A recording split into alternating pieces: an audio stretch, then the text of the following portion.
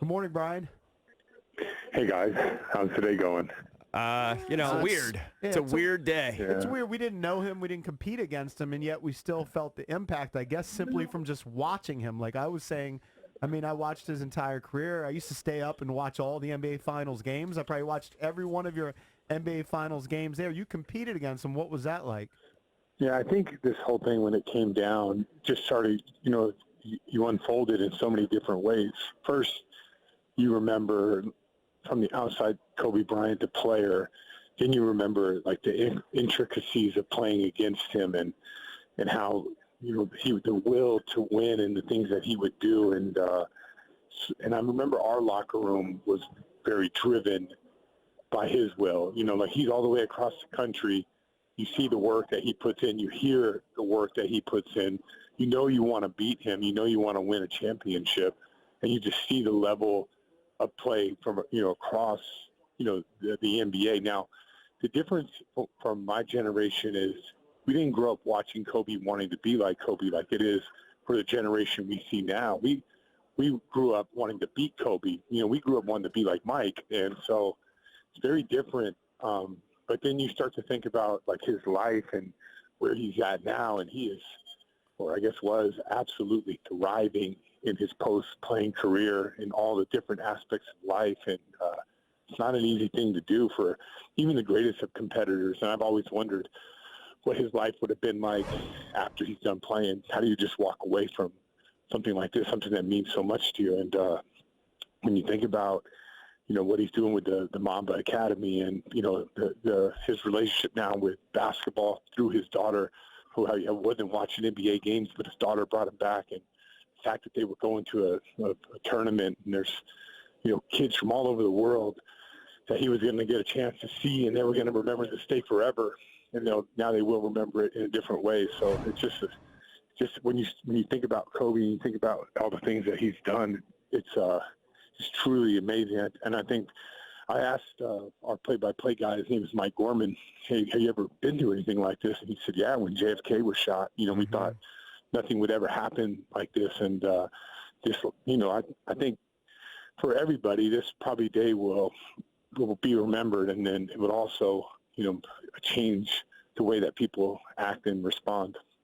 What was your personal interaction like with him? You were more of a role player. Did you have a lot of personal interaction with him? Or how did he treat people? Well, he's a fierce competitor. But he when I got a chance to like really interact with him was sort of the farewell tour. It was interesting because this is a guy who would go out there and he would try to destroy you. He took it.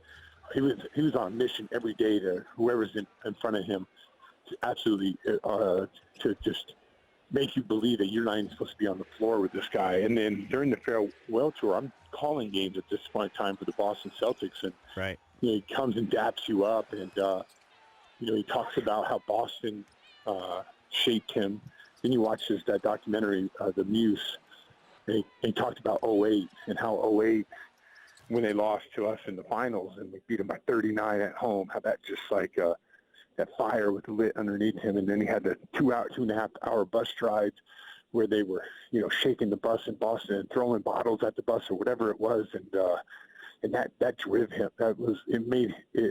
Drove him to what we saw in 2010, which not just Kobe and his change, but the change he had amongst the team. Pau Gasol was a different player.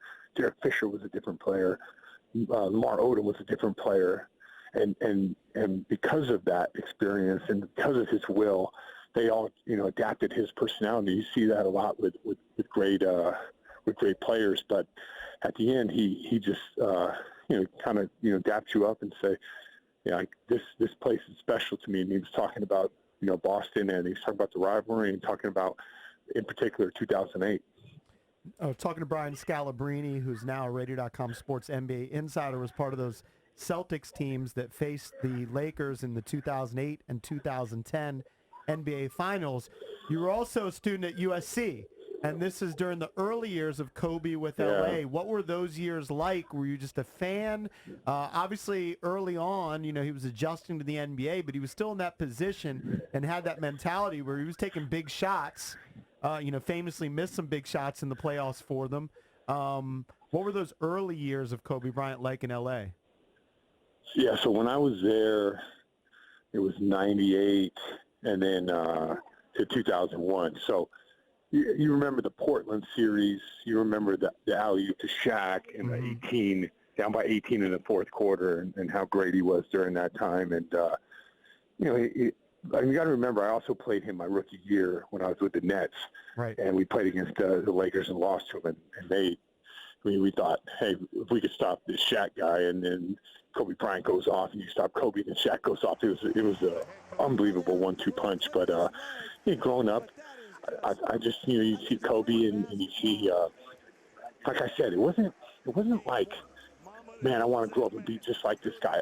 I think you see that now with the players that play now. It wasn't like that. It was like you watch him, you're just like, man, this guy's tough.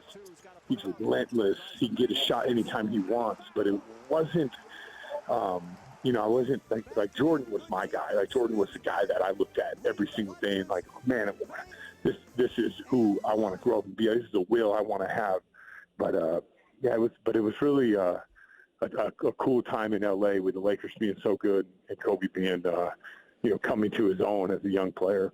Joined by Brian Scalabrine, Radio.com Sports NBA Insider. Did you agree with the NBA's decision to continue on with the games yesterday? We know that some of the arenas were already basically half filled for the early tips when the news broke of the tragic accident that claimed Kobe Bryant's life. You could see it on the players' faces during warm-ups, during gameplay.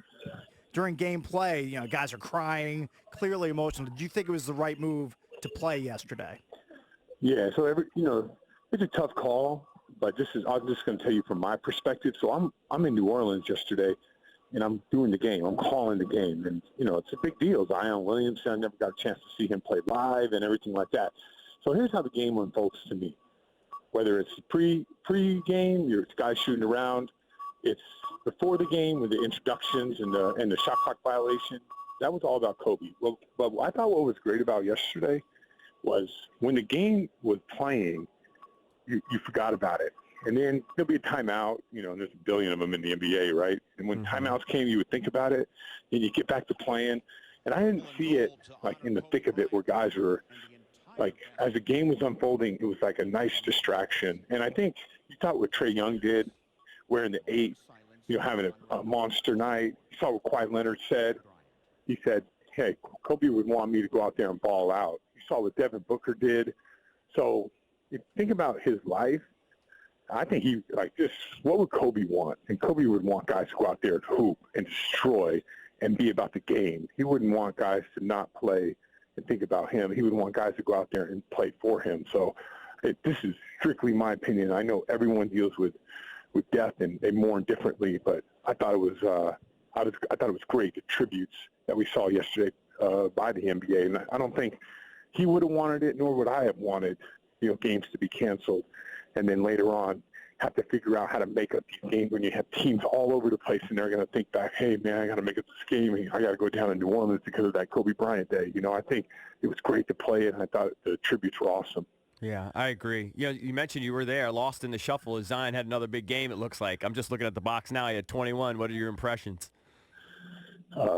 He's like something I've never seen before. I've been in this league for a long time. I came in this league in 2001. I've been a part of it every year, and I've never seen anybody move like that. He still looks really overweight, but it's not. And I'm going to say it. So I don't think he's overweight to be an effective player. I think he's overweight to have a successful career. A long career, so he needs to lose weight to have he needs to be on the LeBron James regimen, where LeBron is always pushing his body to the limit, trying to go to the next level. But athletically, I've never, ever, ever seen anything like this before. His ability to jump in space and move side to side and bodies bounce off of him. And then, it is remarkable that he is 19 years old. If he could get down to 265, lose 20 pounds, and good way, good way of doing it. Not bad, not just don't eat and all that stuff. He does it the right way. He's going to be a force, an absolute force, because he can really pass the ball and move the ball. So I was very, very impressed with him yesterday. Why do you think he hasn't lost the weight yet? I mean, people have had to have been telling him for a couple years now.